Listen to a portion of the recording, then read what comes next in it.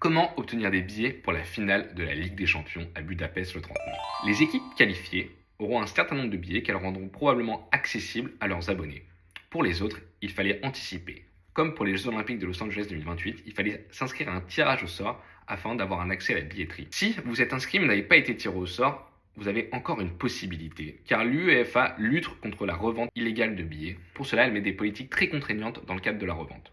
Je cite sur le site de l'UEFA. Les demandeurs retenus devront utiliser le téléphone portable enregistré pour accéder au stade le jour du match, car le billet de l'acheteur ne sera pas transmissible. Conformément à ces dispositions relatives à la non-transmissibilité, les acheteurs de billets qui ne peuvent pas assister au match peuvent revendre leurs billets à leur valeur nominale sur la plateforme de revente officielle de l'UEFA sans frais de vente. Seuls les supporters qui n'ont pas été tirés au sort ont la possibilité d'acheter des billets dans le cadre de la revente. Personnellement, j'ai eu la chance d'avoir des billets pour cette finale. Et si le PSG ne se qualifie pas, je revendrai mes billets sur la plateforme de revente officielle. Pourquoi? Parce que c'est le moyen le plus sûr de les vendre, même si on ne fait pas de marge, au moins ça lutte contre la spéculation et l'achat de billets à instant festif par de nombreuses personnes qui cherchent juste à se faire de l'argent sur ces événements. Vous allez bientôt voir apparaître sur les plateformes de revente Hello Ticket, Ticketmaster, de nombreux billets pour la finale de la Ligue des Champions. Attention aux arnaques. L'UEFA vend des billets dans seulement 3 catégories et une catégorie premium. Les 3 catégories. Catégorie 1 à 950 €, 2 à 650 € et 3 à 180 €.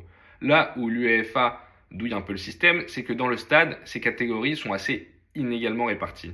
La catégorie 1 représente en rouge les tribunes latérales à 950 €. La catégorie 2 en bleu le quart de virage à 650 €.